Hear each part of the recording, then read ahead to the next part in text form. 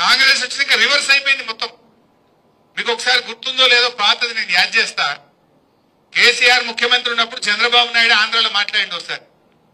అరే ఒకప్పుడు ఆంధ్రలో ఎకరం అమ్మితే తెలంగాణలో 10 ఎకరాలు వచ్చు, కానీ 10 ఏళ్లలో కేసీఆర్ ముఖ్యమంత్రి అయినాక ఇప్పుడు తెలంగాణలో ఎకరం అమ్మితే ఆంధ్రలో 10 ఎకరాలు వస్తుంది అని ఎవరన్నారు? చూసిందా మీరందరూ? ఇప్పుడు రేవంత్ రెడ్డి వచ్చి 2 ఏళ్లు కాలే, సీన్ రివర్స్ అయింది. అయిందాకా లేదా? మొన్న నేను సిద్దిపేట పోయినా,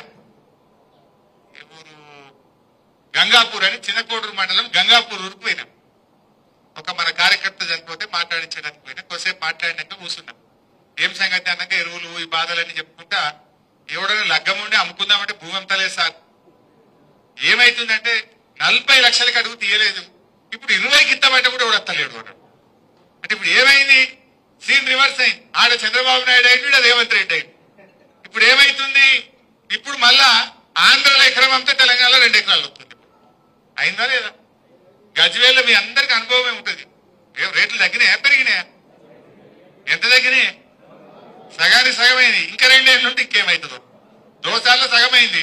ఈ రేవంత్ రెడ్డి ఇంకో ఏడాది 2 ఏళ్ళు ఉంటే ఇంకెంత తగ్గుతుందో. బేరాలు బంధు, కార్లు గుంజుకపోతుర్రు, మోటార్ సైకిళ్లకు ఇన్స్టాల్మెంట్లు లేవు, దుకాణాలు బంద్ అయిపోయినాయి, డీజిల్ కు పైసలు లేవు, బేరాలు లేవు, కొత్తగా ఇల్లు కట్టేవాడు లేడు, ప్లాట్ కొనేటోడు లేడు.